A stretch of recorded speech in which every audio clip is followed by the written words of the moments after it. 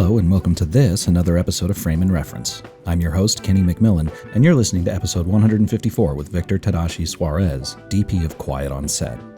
Enjoy.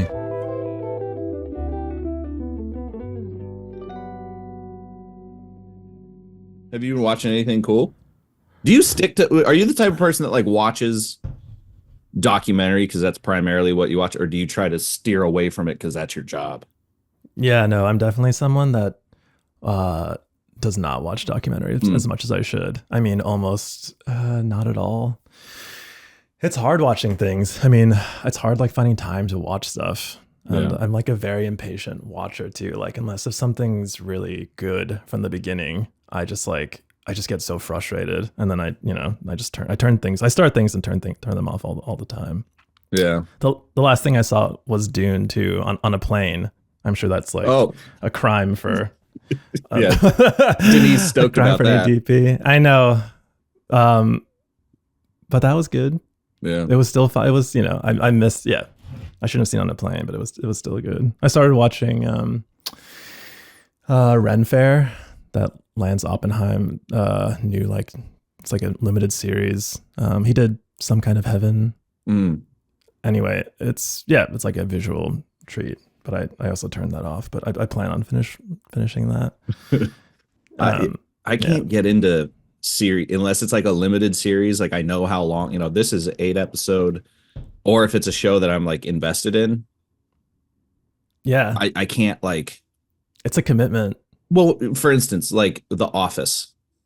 Oh, there's 600 episodes of that. I'm not getting into that. I'm not a background watcher. I need to focus on it. So to say there's going to be 48 seasons of this, I'm just no, can't do it. That's very overwhelming. It's hard when you miss the big stuff too. I never saw Sopranos. I know I should. I want to, but just that commitment is I don't have hundreds of hours. Yeah. I luckily I saw Breaking Bad as it was coming out.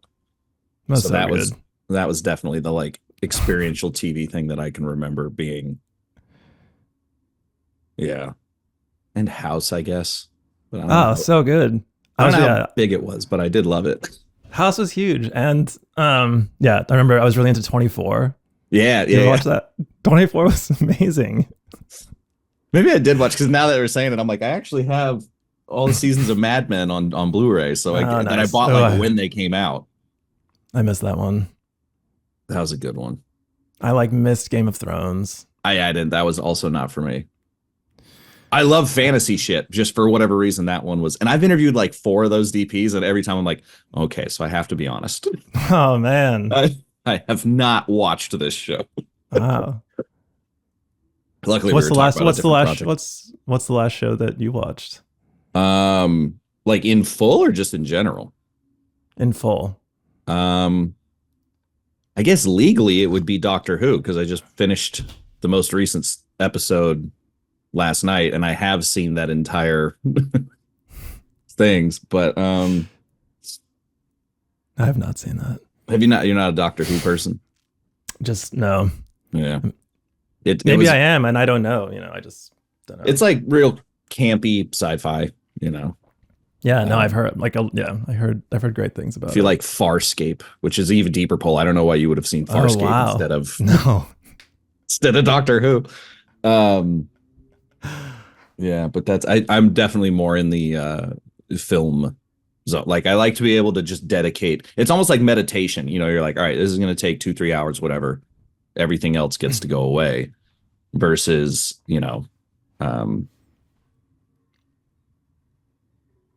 any kind of those ongoing shows where it's all right, I have to love, The Acolyte just came out, that Star Wars show. And I'm the first 3 episodes are out, and I'm all right, these are 3 entirely separate, these 3 episodes don't match each other, so I can't tell if I like this or not yet. And do I want to continue to tune in just to be frustrated again? But I have no patience for that. If it's the first 20 minutes, if it's not gripping me, then it's just so frustrating. Yeah. I mean, maybe it's just me, but it's all these things cost so much money and take up all these resources, and it's please just make it the first 30 minutes entertaining, engaging. And they're just like, I'm wondering if that's going to change with how little is getting made right now. Like if the proclivities of the studios are going to change, where they're going to be like, let's just only spend money on the things that we, not even money, but like time. Because I think a lot of the shows that are kind of like not gripping us are ones that feel like a little sped through or maybe a little made by committee. Yeah, definitely. So I'm wondering if we're going to go back to the like 70s, 90s, like, just give the director some cash and hope they don't fuck it up. No Like, way. No way. it'd be nice. That would be really nice. Yeah. No, yeah. I feel like American cinema these days, I mean, I don't really know, but in my opinion, I feel like it's just, yeah, it's all that kind of directing by committee, you know, even the big stuff like, I don't know. I mean, is A24 an American film technically? But like, yeah. Like Well, their that distribution, you know? Right.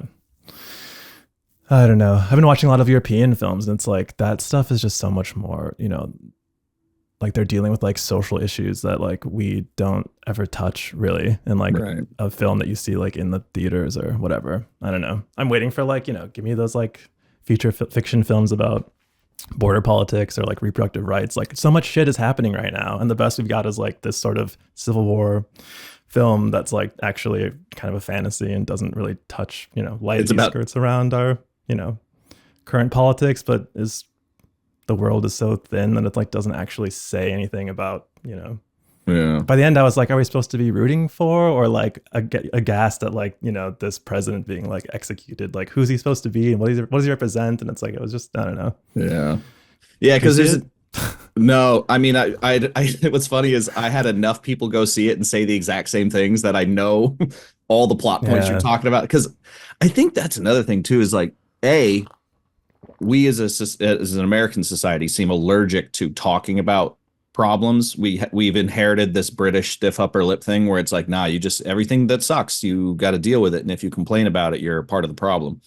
But then also, with Civil War, everyone seemed to go in there thinking like, ooh, I'm going to see how this group makes the other, or like these filmmakers make the group that I'm not a part of look like shit. And then it was about journalists. And then they went, well, what the fuck? I wanted some catharsis here.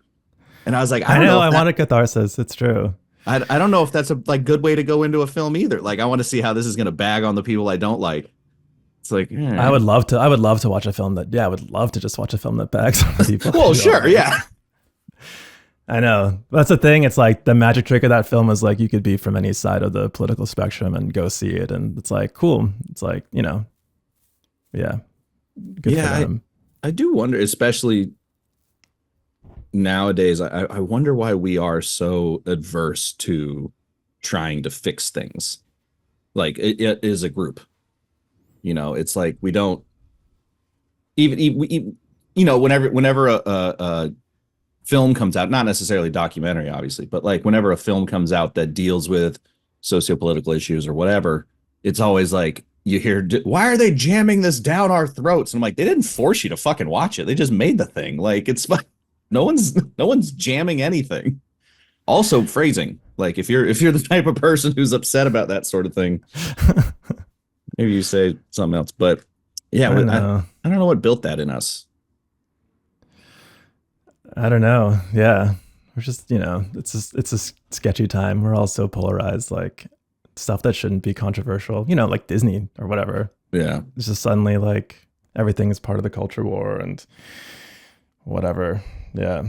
Yeah. You went to school for socioeconomics, right? Economics philosophy. Okay. So why do you say it like that? Was that not a good philosophy? I don't know why I did that. Was that what even is that? Is that just like the study of? Good question. It's like why you make policies? No, it's like, you know, sort of like the philosophy. It's like, you know, you read a lot of like economist philosophers like Adam Smith or Marx or whatever. So it's like that whole theory, and then also a lot of math, like trying to understand system. You know, trying to understand like how the world works through math, more or less. But it was fucking hard. Like there was a lot of math that I was not prepared for. Like statistics suddenly became like very, very complicated very quickly. It's like, oh man. What drew you to that? I don't know. It was just a backup plan. Sorry, I've got this sketchy mic just like resting on this table here. It was just a bad backup plan, Really? or whatever. Not a bad backup plan. My backup plan was law school. I like went to Columbia for undergrad, which made my parents very happy, and it was a way to keep doing film stuff while I was in college and give them the comfort, like it's not all a huge waste. Like I could become a lawyer still. Right, Don't right. hold out hope, or like don't give up hope. Yeah. But then I graduated.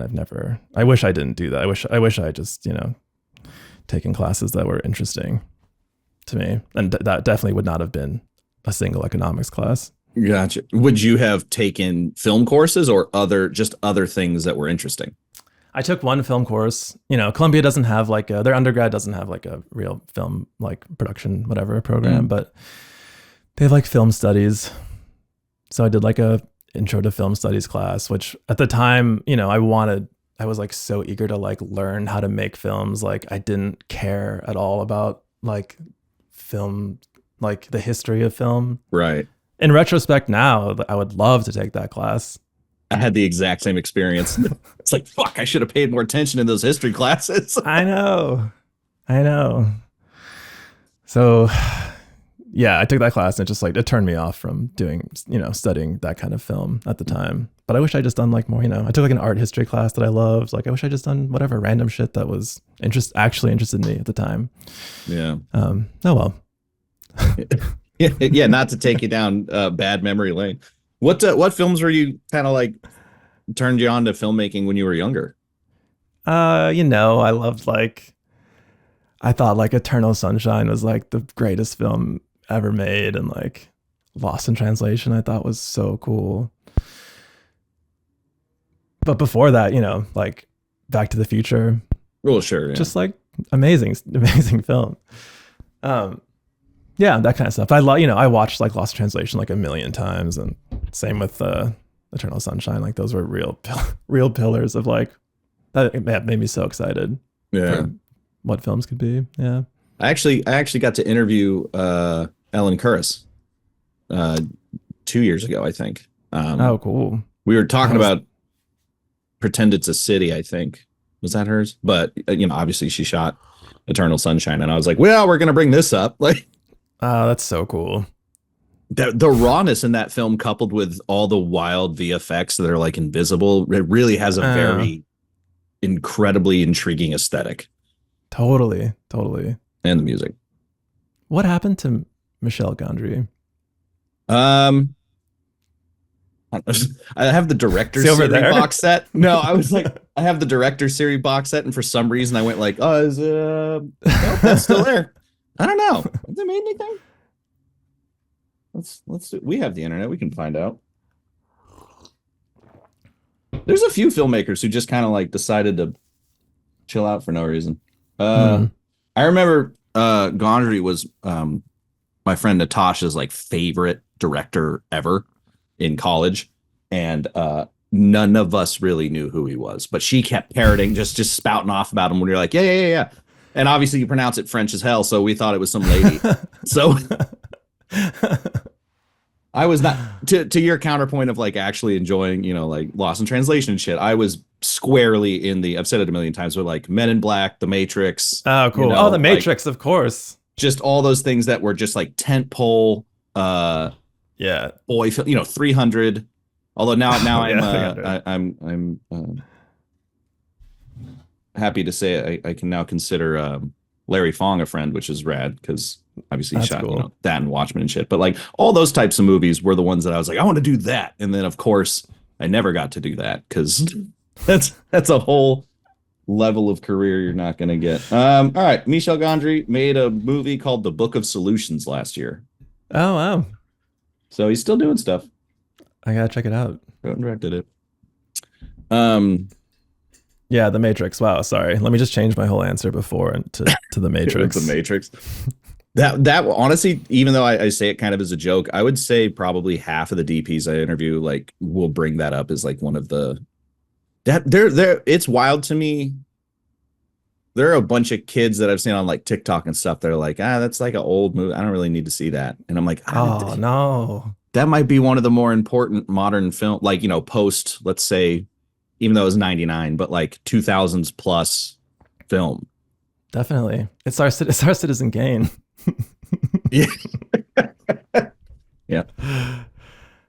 Yeah. Wow. That's so good. Yeah. Also Gladiator I'd put in that same category for me. Gladiator was good. Not quite the same level, but damn, so good. And they're coming out with a sequel now or whatever. Not I a know, sequel, but spiritual successor, maybe.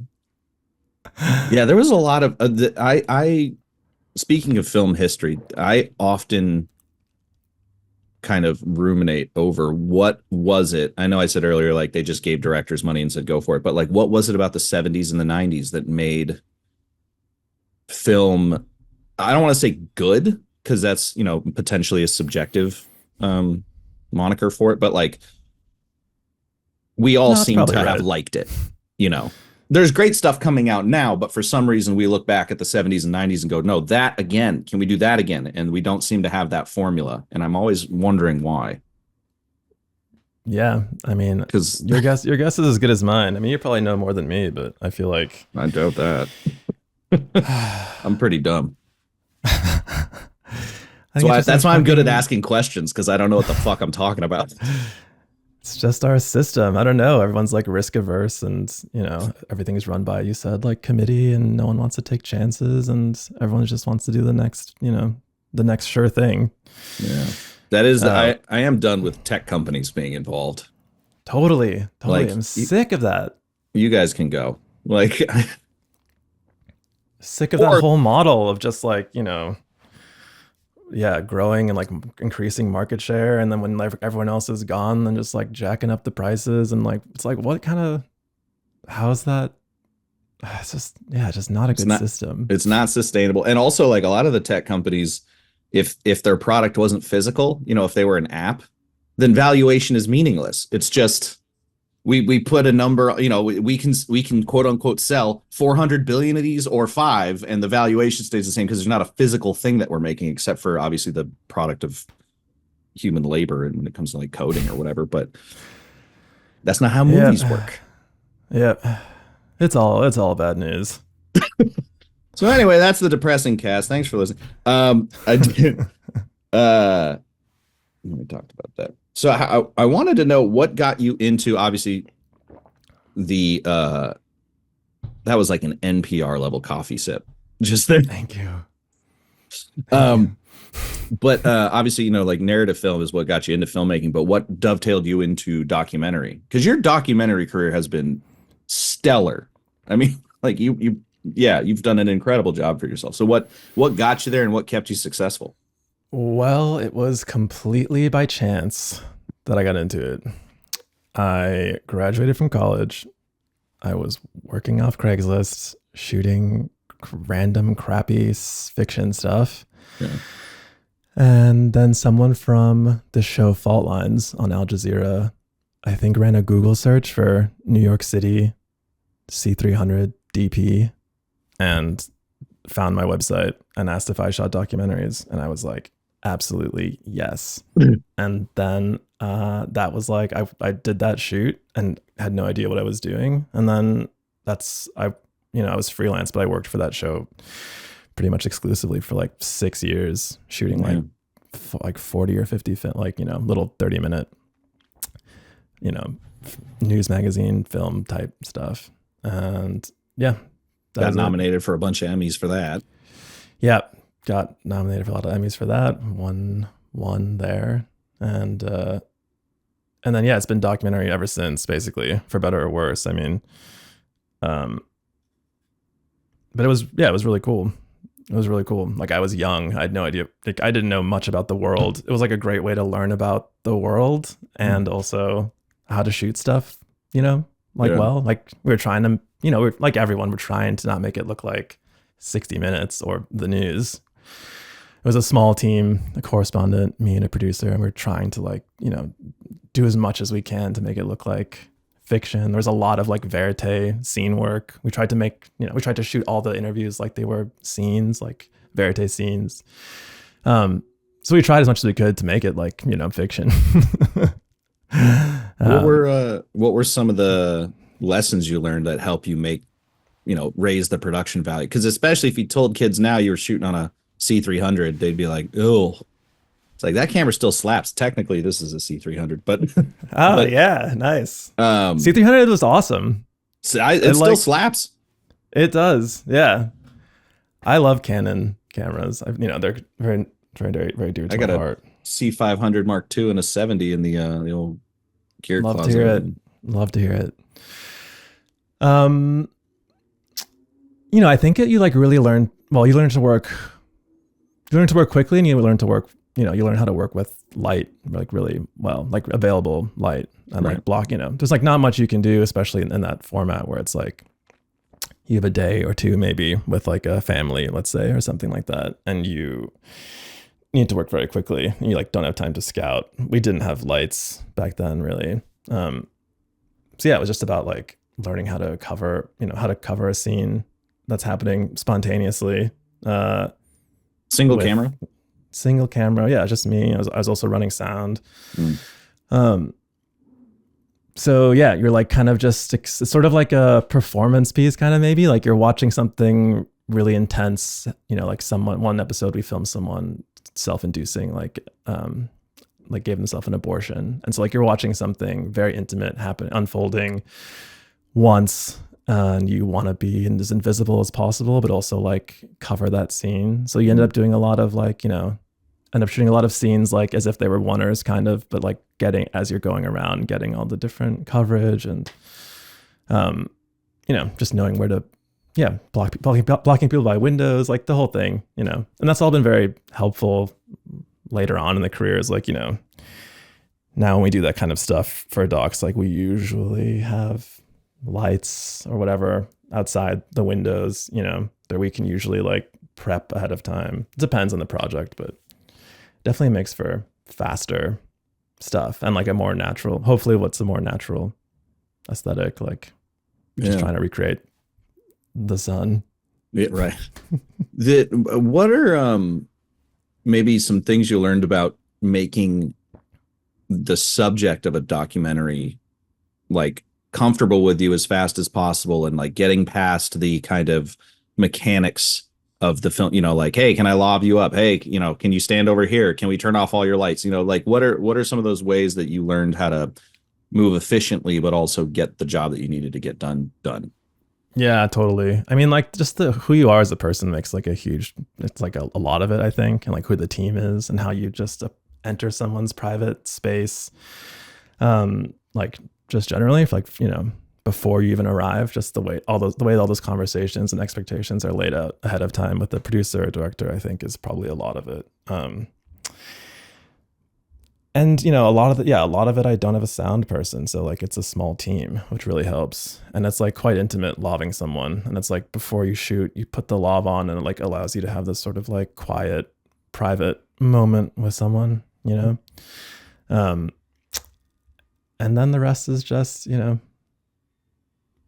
just start wide and work your way around to the close-ups, and almost everyone eventually like gets tired of caring about what the hell are you doing, right? And for the most part, people want you there. It's not like we're coercing anyone, so like, right, people want to be there, they want to do a good job, and after half an hour of just like getting used to this roving camera around, then people generally just forget. Well, and I imagine for shoots like that, cameras getting smaller but higher resolution has probably been incredibly helpful, because like, you can stay on that wide if they're not comfortable with you. And if you're shooting 6K or whatever, it's like, just punch in a little bit. That'll be all right. No one's going to yell at me for that. That's probably true. But it's been very weird for me because I've had like the opposite, as I started with the C300 Mark I with a little 35 millimeter, Canon still lens on it. You shot on a prime the whole time? Yeah. A lot of that was this little, a 35 and then the 7200, Right. But like most of it was in the prime. And I kept, once I upgraded to a mini, I kept that little $500, Canon lens on it for longer than I should have probably. But my like trajectory, everything's just been getting bigger for me, Then like I got a mini, and then everything was on the mini, and then I got a ingenue zoom, and then I got motors, and then it's like fucking huge now. So it's like, that's not good, probably. Yeah. I actually did the lens thing. I did the same thing with the 18 to 35 Sigma. I like built a career on it, and then I got the C500. Even though it's a Super 35 lens, I'm like, it covers over 24, so maybe I just won't go under 24, and I'll just leave it. Because I really like that. I was just talking to Sigma at Cinegear about that. Find a lens you like, and it's like, Oh, I mean, if I just spent, I have the Nikkor primes too, which I really like, but obviously there's no autofocus. But so this is something I actually did want to talk to you about, and then we'll get into the SR3 of it all. So you had the C300 that ostensibly got you the job. Then you bought a Mini, which I assume was due to, was you getting the Mini due to need, or you trying to get hired up on bigger gigs? Yeah, there was definitely not, like, no one was asking me for a Mini. Okay. Yeah, it was like an aspirational purchase, like the SR3. Did that end up helping? Because I've always to like students and stuff, I'm always telling them, like, don't make aspirational purchases. It probably won't work out for you. Granted, you had a body of work already. Yeah. I think it, who knows? I think it paid off. I mean, it's not like, it was weird because, at the beginning I got this camera. Yeah, no one's asking me for it, but like I wanted to be shooting on a Alexa for obvious reasons. For reasons everyone listening to this will understand. I've got a list of cameras that I just want to have like just to collect, like the OG Red One. Like I just want one for my shelf, good. Just that's like as a piece of history. That'll be very cool. Stuff like that. Yeah. No, so like, it's hard to tell. Like, it's not like it was like, oh, I got the Mini and then I got this job, or then I got that. But like, then my stuff was on a Mini for a while, which like obviously it's harder to miss on a Mini when you're shooting a scene. So like the quality of work maybe goes up a bit. Real looks more, better. Especially like in the doc world at that time. I got the Mini like, a long time ago. And at that time, people were just like, it still had like a sort of, allure to it. Or whatever. So it's like, hey, you want to shoot a doc on the Mini? People were like, oh yeah, sure. I like wasn't making more money for it, but just happy to be using it. And it's still going strong today. I mean, it's really still going. Yeah. Half the gear I own is literally just to make my life easier. No one ever pays. Sometimes, depending, if you got like a corporate client, you can bill them for the nicer stuff. But generally, it's like you get your day rate and then your gear is just part of it. Yeah. I've definitely got lots of things that no one cares about aside from me. That was not cheap, but makes the whole process, more enjoyable or whatever. Yeah. So were you always a film photo person before you got the SR3, or you went the other way? No, I came to like film photography later, much later. Yeah. Just in the last like 5 years or so. Wow. And just as like a hobby. Wow. You're like a DP, you gotta like get the stills camera, and then you got everyone shooting on film, so you gotta shoot on film. Right. I actually talked to when I was talking to Hoyta about that, because there's always BTS photos of him with his Leica, and I thought that was a film Leica, and he was like, no, it's digital, and I was like, what photos are you taking? He's like, I don't even save any of them. I was like, what? And it's because he's shooting film. So he'll take the photo and just show it to Nolan and be like, that's basically what it's going to look like. And they go, okay. And then he just like deletes it or like wipes the card or whatever. Like there's no reason for him to be using a Leica, but that's a flex. Yeah. Super flex. I know. Everyone's got, every DP's got their stupid Leica. I know. I don't. Or the black and white one, I do really want one of those digital monochrome Leicas. I love black and white photography. Like I'm always coming back to it, and I want one. Yep. It's another camera I do not need, but I would love to have on the shelf. Yeah. Well, you're a DP. That's why the pull of the monochrome Leica is strong. Yeah. So what spurt was it? Just getting a film camera and having it, because you've also like rigged up your SR3 to be like a little more modern, right? Yeah, I've put everything that I can on it to make it as easy as possible to shoot on. But yeah, I love film. I love 16 millimeter film. Like that aesthetic is just so beautiful, and it's like really impossible, I think, you can get close on digital, but it's one of those things. Like the Mini is like, no one was asking me to shoot on the SR3. No one was like asking me to shoot on film, period. And it was like, if I'm gonna ever shoot anything on film, like I just need to do it myself, buy one and learn how to use it first and foremost, and then try and just give it, it's like the Mini is like, I get it, and then just like try and give it away on projects. Every project now, it's like, oh, interesting. Yeah, I love the project. Have you thought about maybe incorporating 16 millimeter film into the look? Right. Maybe the recre, maybe this, maybe that. Well, and it's kind of working. Well, and to be fair, the other day, someone was online talking about how. Oh wait, I know who that was. Never mind. I'm not going to say that. But there was a discussion around the applicability of shooting 16 as a independent creator or whatever. And I priced it out, and I was like, if you were to shoot a music video, I like basically looked at how much footage I had from a music video or a fashion gig I had just shot. And I just calculated the time, gave myself a 3-to-1 ratio, priced out the rental and the purchase of all that film. And I was like, it was about the cost of my end of the fashion gig anyway. It's like not terrifically more expensive. It's certainly like you have to be more precise, but it's not necessarily more expensive, depending on the thing. Exactly. Preach. That's what I'm trying to get that message out there. That's what I'm trying to say. I'll take 5% whenever I get you like that. Because you change the way you shoot, It's not like you're shooting the way that you're shooting on digital. If you're shooting on film, you're not like going to be just rolling on all the takes and whatever. It's like you shoot differently, and it brings, really that whole energy on set is like completely different, because it's like everyone's at the top of their game, because it's like you get 1 or 2 takes. But getting, and depending on where you get it developed and where you get it scanned, it's like, it ends up being like anywhere between 70 cents and $1 a second that camera is running. Yeah.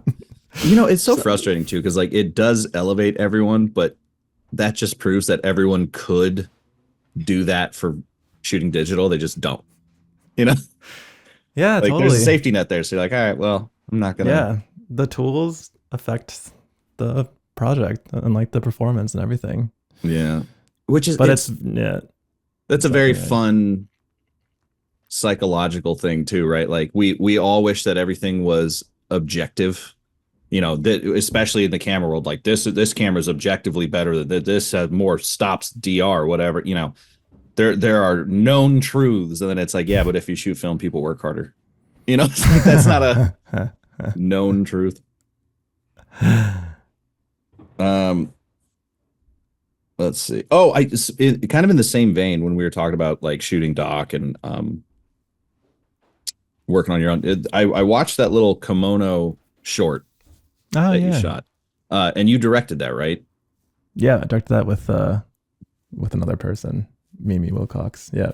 So walk me through shooting that and like the size of the crew, because it looks gorgeous, and I was wondering if that was like you coming off of shooting doc and going like, well, I know how to do this already, and working with that guy specifically, kind of going back to what we were talking about, making subjects comfortable. Like, how much directing of him were you doing? Like, go stand over there, like go do that, or were you just following him? Yeah, we shot that in 2 days. It was me and this other filmmaker.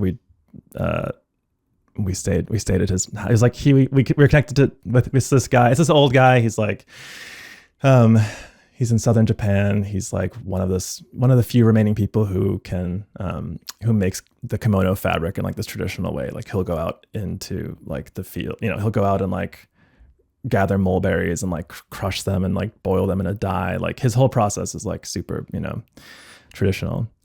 So we were connected to him through an old friend of mine, and we stayed at his place for 2 nights, and it was just me and one other person. That was the whole crew. We shot it on the Mini, and that was awesome because it was like the whole thing was like so intimate. Like we're literally staying at his house, And so we're filming, he's kind of on all the time, and we're blending the line between like, we're guests, we're also like filming him, we're having lunch with him, but now we're filming him having lunch. It was all like, yeah, it was very easy to make him feel comfortable. Oh, and we had a translator, of course, because I don't speak Japanese. Right. But yeah. Because the other thing I love about that short is like it's a DP's dream production design wise. Like, Totally. You don't got to touch shit. You just show up and you're like, this looks great. Roll it. The whole thing, yeah, it was overwhelming. It was like everything looks so good. Where do we begin? Yeah. And it's in Japan. I mean, yeah, it was awesome. It was awesome. And when did you shoot that? That was a long time ago, man. That was it really? That was like 2018 or 2019. See, in my head, I think I still have COVID era brain. Not like I got it, but like where 2019 to now is still, that's just all like last year. I know. Yeah. Same. Time flies. In fact, it does. Time flies. Yeah. Especially when the whole world is like experiencing a traumatic, whatever, lockdown pause. Yeah. So what ended, if that was forever ago, what projects in between that and now got you onto Quiet on Set? It was mostly the New York Times show. Did you ever watch that? No. All right. Well, New York Times made this TV show called The Weekly. And the idea was that it was going to be like a weekly show about, whatever, kind of like The Daily, but The Weekly, So yeah, that was like the main thing that got me into the show, because I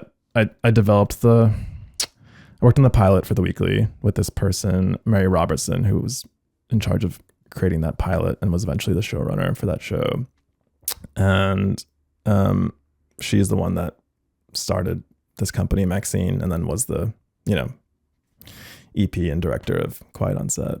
But yeah, it was like through a couple of years of working for The Weekly. It was kind of like, taking what we were already doing at Fault Lines from Al Jazeera, which was kind of like a Vice aesthetic. It was before Vice, but it was, a lot of overlap from people going from Jazeera to Vice. And and Jazeera's still around and Vice is not. Jazeera's still around. That's true. You got the better company out of the deal. Eat your heart out, Vice. No, it's horrible that Vice shut down. It's like another fucking problem with like, the whole like tech, the tech model of like expanding, contracting market. It's like horrible. So horrible. Yeah. And we need Vice now more than ever. My God. Now we just have Frontline, 60 Minutes, ABC. I don't know. Yeah. Pod Save America. Pod Save America. Yeah. Maybe they'll start making documentaries. Yeah. Anyway, sorry.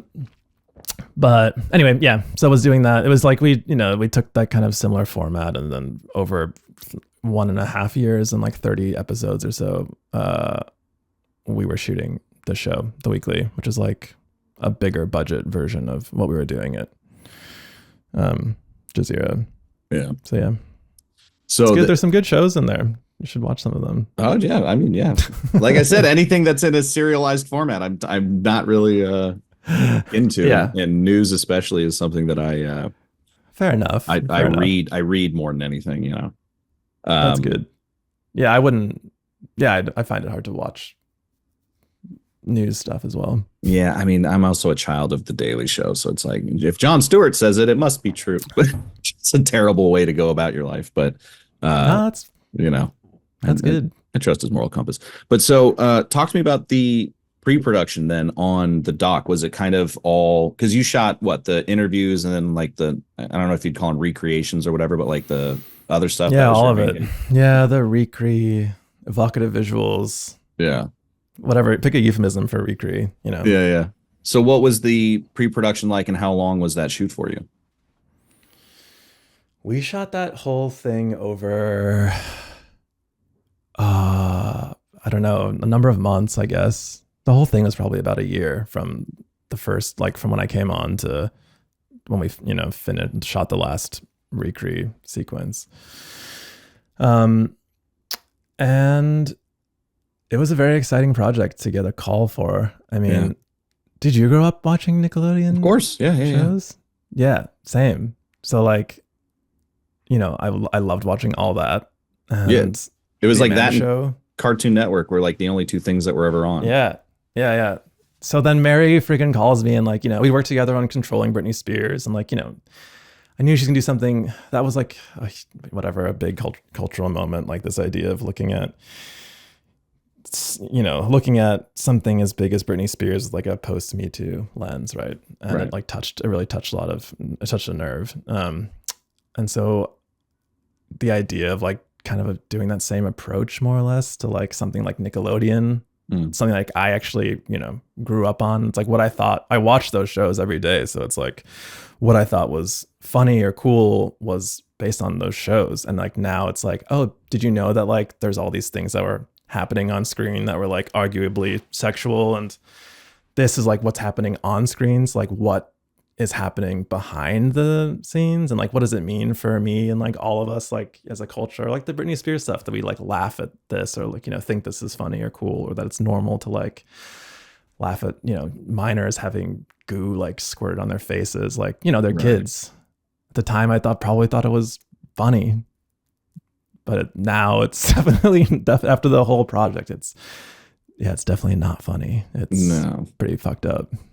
Weirdly enough, I did find the sliming thing uncomfortable as a kid, only because I felt bad for him, because it felt like bullying almost. It didn't feel like hooray. It was always like, oh fuck, that sucks for them. But I always did. Apparently, yeah.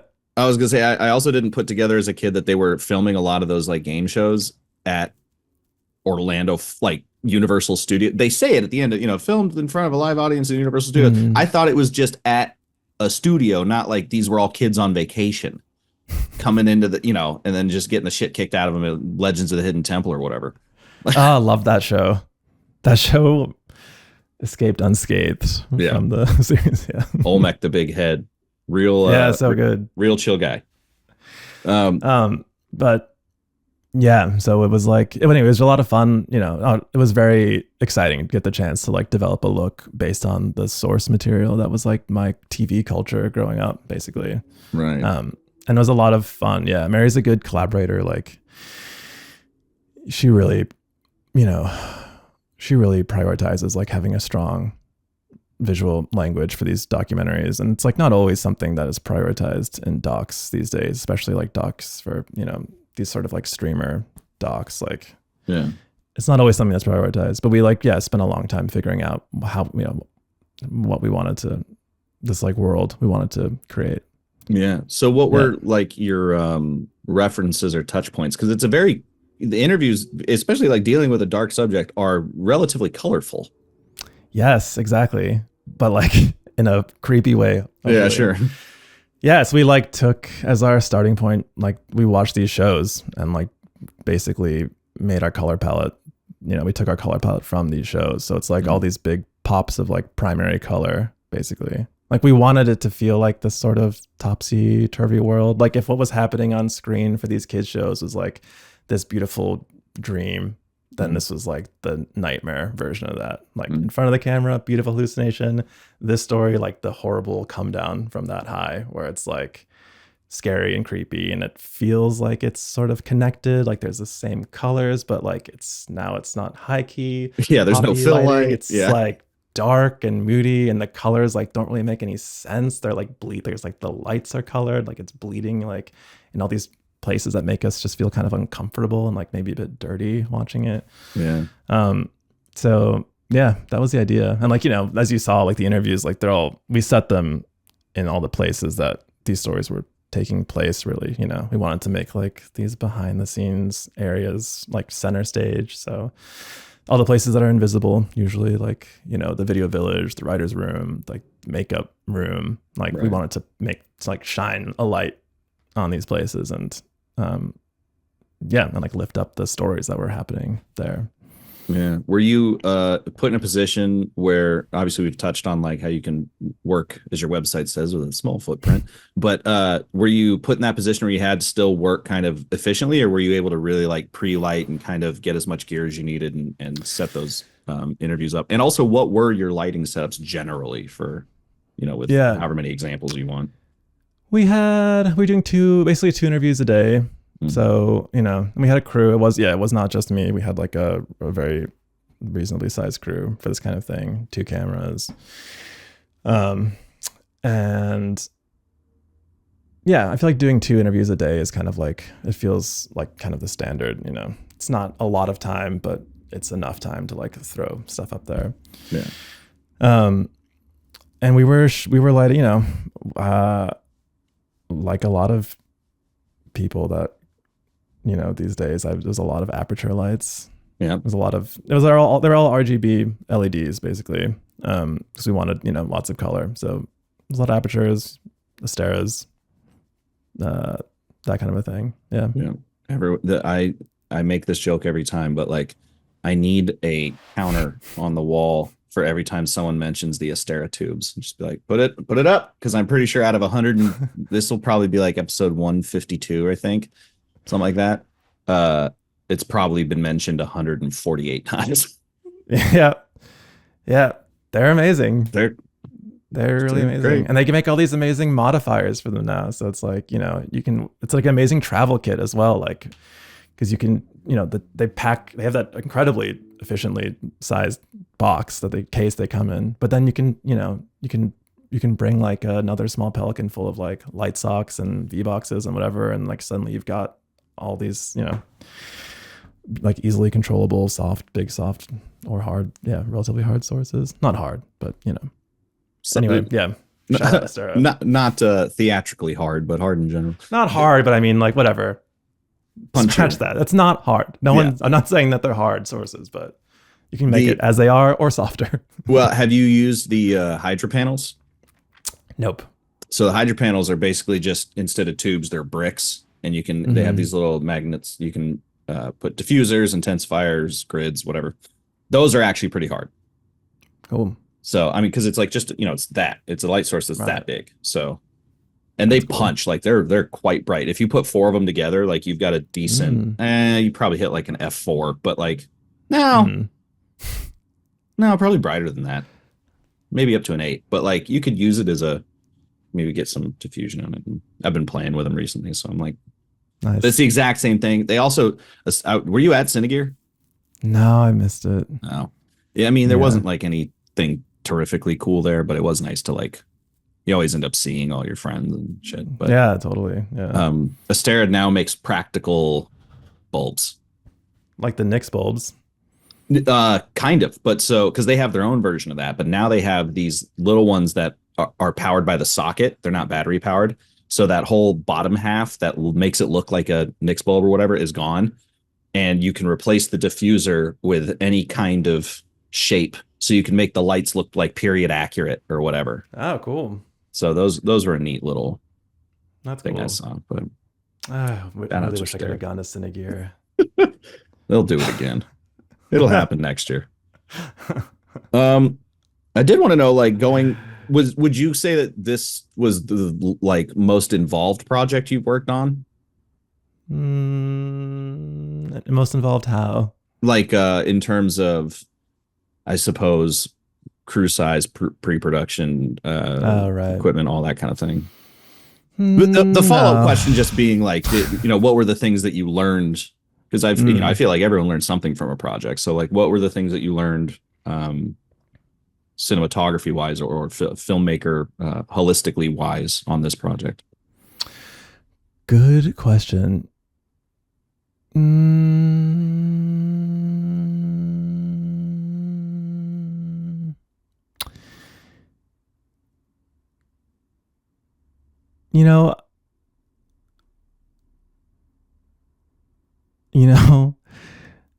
I'm sure I learned a lot of things. Just trying to think of something good to say. I learn a lot all the time. I mean, every project I work on, it's like, I learn all kinds of new stuff. Like, and then like a year passes from something you've shot before, and you like look at that thing a year later, and it's like, wow, I really like messed up a bunch of things back then. Yeah. Well, that was going to be my, I hate asking it this way because this is not I tried this when I first started this podcast like 4 years ago and it never worked, but it's basically like, what'd you fuck up? Because that's where the lessons I can go come from. on and on about that. Oh, there you go. So feel free. That's where all the lessons come from.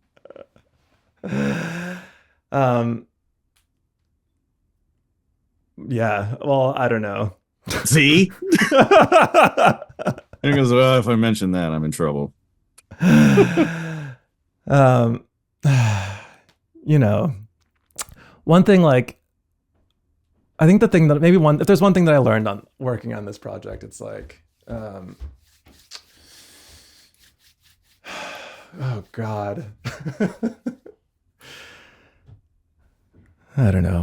What if I learned nothing working on this project? That is also fine. I mean, like there's something that is certainly cathartic about going in and just like doing the job you are capable of to the best of your ability and feeling good about it and just being like, yeah, I did that one good. Like there's no, yeah.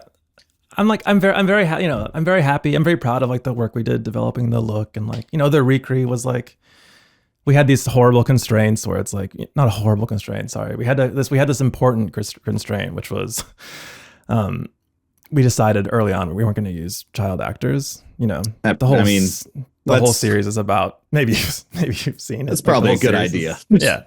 It's like, maybe it's not ethical having child actors, like full stop. So anyway, we decided not to have them for this. And, the recre is mostly about, things that happen to kids, or like stories told from the kids' perspective. So, so it was a very creatively fruitful constraint to have, because then we didn't have kids in these, and it changed the whole look and feel of the recre entirely. Like they weren't, I guess it could have been done. We could have done the recre like a million different ways. That would have been just really, really shitty. Yeah. It's like full of landmines, this idea, like doing recrees about like child abuse. It's but on paper, that's a toughie. It's a toughie. You're probably going to mess it up. Yeah. And, not having this constraint was super helpful, because then it forces us to think out of the box. And like, we treated them sort of like these dreams, kind of, where you don't see people's faces in the dreams, you just kind of we focus on like the light, on like the patterns of light on the window, or like the evidence of children, like their backpacks slung on a chair. And it's sort of like, examining these scenes like a crime scene, or like a child's consciousness, like floating over these traumatic events and focusing on whatever, leading stuff up to the imagination, basically, which is probably the right way to do it. 100%. Well, and the audience reaction proves it. Like, one of the most streamed shows ever. I know, it's crazy. People identified with it. There was, you remind me, there was this on the game commentary, Fincher's The Game. He mentions how it's more important to decide what you don't do than what you do. And it took me over a decade to understand what that meant, like what that actually meant in terms of, because it's like, well, I don't shoot 4K because I can't, or whatever, but the idea of like, all right, we're not going to use child actors not only gives you that important constraint, because when you have an empty sandbox, I feel like you make nothing good. Constraint makes creativity. Then you just make, they just make like AI stuff. Yeah. That's why I'm not that concerned about AI taking like writing jobs or even Sora generated. Is like, the audience is, whoever's going to try that is going to very quickly learn that they are not creative, they don't have good ideas, and they're bored. Not everyone. Obviously, there's going to be a couple people who fucking knock it out of the park. There always will be. But in general, I don't see this groundswell of like, oh yeah, well, I made John Wick 5 right here in my basement. It's like, what does he do? Oh, he fights a bunch of guys. Great job. None of us could have done that. We'll see. Hopefully you're right. One day, we'll all be in the metaverse one day soon anyway, and nothing will be real. I mean, that would be at least exciting. But But yeah, what you don't do, I think, is an important step. Was Yeah, that part of definitely. was that, and obviously that was one conversation, but did you go into that kind of going like, all right, what isn't this? Or was that just, Definitely. That's like yeah? the easiest thing I feel like for all these projects, like knowing off the bat, we knew off the bat that we didn't want what we didn't want. Like finding what we do want is like much harder. Like oh wow. That's been happening recently. I think everyone who has a Mac, if they do a Right. thumbs up, it does that for you because it doesn't do it to me. That's Right. crazy. Oh, there it goes There you again. go. Oh, cool. I'm There's gonna do also that. one. There's also one that'll make fireworks. I still don't know how people have been doing that. It's like a, Right. but anyway, is it that? Nothing. No. Anyway, Um what? yeah, so we knew sorry, so we knew right away what we didn't It's want. a new fun Like game. yeah, I'm Yeah. just gonna keep doing thumbs up now. We didn't want to look like every other sort of like premium streaming doc out there. Like we didn't want it to look super clean and like, we didn't want people looking into the lens because I feel like, at the time that felt very overplayed, like goes back and forth. Now I feel like maybe it's not overplayed anymore. I don't know. No, I actually do think it is, and also the one I'm kind of sick of seeing. Although, Yeah. a buddy of mine is doing it currently, is looking into camera and having that really wide, crazy headroom A cam. Why? Why do we do Yeah. that? Like, Dude, you know why? It's because people are like fucking desperate. I feel like doc DPs are desperate to find a new interview frame aesthetic. Right. At least I am. I think that's the I hardest thing. I fully get like the wanting to do something different because yeah, there's only so many ways to shoot this, but it's Yeah. like even short sighting someone, there's like one half of the crowd will be like, that's you're not supposed to do that, and then the other half's like, that's played out because we're not supposed to, so we're doing it. Yeah. I know. Yeah. Let's just shoot them from behind, just back of the Totally. head, and they're but not them looking forward. They have to talk over their shoulder at you. That sounds good. Honestly, that sounds good. I'm sure it's a project that would make perfect sense for, and I'm here for it. I mean, like, yeah, that's the thing when like deciding whether to take on a project or not. It's like, yeah, you really have to. For me, it's like if there's something like that where it's like, oh, this means we can like do something different for the interviews, or there's no interviews or whatever, or we can do the interviews on a handy cam because it's about like this thing that happened in the 90s, whatever. Yeah, just desperate for something that feels new, fresher. It's like, I'm not saying we did that with Quiet on Set necessarily, but at least it doesn't look like you're run of the mill, just for ID. It's like, yeah, you run of the mill, whatever, true crime doc. Not that, they all do currently have kind of a look. I mean, like true crime is gotta be one of the more explosive in terms of a number of productions. The genres loves out true there. crime, definitely. The thing about I feel like the brilliance of like Mary and like it's packaging this sort of deeper investigative cultural piece, like more nuanced piece within like a true crime package, and like sell it, but then also like trick people. Yeah, the chocolate covered broccoli, as it were. Yes, exactly. Yes, the true crime covered whatever social critique, cultural critiques. Yeah. Speaking of the weird framing is like something I've noticed. I don't know how on YouTube you are, but one thing I've noticed is a lot of these guys, it's always guys, will will also trying to do, like this frame differently, will hold their microphone and go sit 700 yards away. Oh, that's cool. But it's all of them though. So now it's already overplayed because they're one of the popular ones must have done it. And now they're all doing. They also shoot 4:3, heavy film emulation, definitely all the fucking far away, and it just made me think like, oh, what if we do? You and I are shooting a doc now. Like, just do the interview outside, looking through the window at the person, looking brilliant. At the, just now it's you like should do all. Yeah, right. Maybe you can find the new YouTuber aesthetic. I'm gonna steal all those ideas though for the next doc. By the way, those are all things that I like. I'll tell you though, do not have them holding the mic. I have seen people doing that now. Because I mentioned it at the beginning, and I know he listens, so he's gonna text me the second he hears this. But Larry Fong will text me like screenshots of people like just eating their microphones, and he's just like, what is this? Why are we doing this? I'm gonna start doing that right now. Yeah, just here I got. It's just, you know, this is cool. This actually already feels more interesting. More if we just sit here and do the entire. Totally. I tried to do this episode 150 with Johnny Durango. I had hand mics because we did it in person, and he was like, "No, I don't want to hold a mic. I got boundary mics. Let's use those." And I was like, "Okay." So he doesn't. We were drinking whiskey though, so it was like we needed our hands free. Oh, that's cool. Or I guess you know what? Oh, here's a better one. Do it like the old boxing ring, like. Oh, that's good. You know, just this kind of thing. That's kind of cool. Next time, yeah, you'll see that one day in a doc, I'm sure. Yeah, and you'll know that I've truly run out of ideas. Yeah. Where do you go for like? I should probably stop touching things before I start talking. Where do you go for like inspiration? Are you like a photo book kind of guy, or like going on walks, or where do your ideas tend to come from? Ooh, that's a good question. I don't know. I feel like I don't have a lot of inspiration. I probably need to like look at more books and stuff. I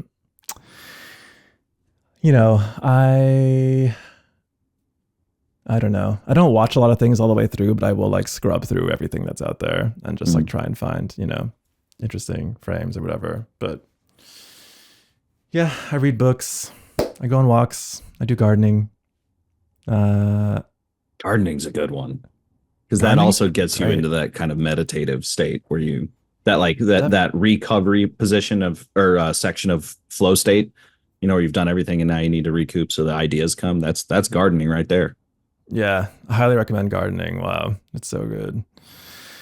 Yeah, man, it's hard finding time to be like inspired or like get inspiration generally. It's like the hardest part of the job. Yeah. That's, it's funny. I called the podcast Frame and Reference because A, it's a play on words, but B, I thought it would be more talking about people's, like, what did you steal from?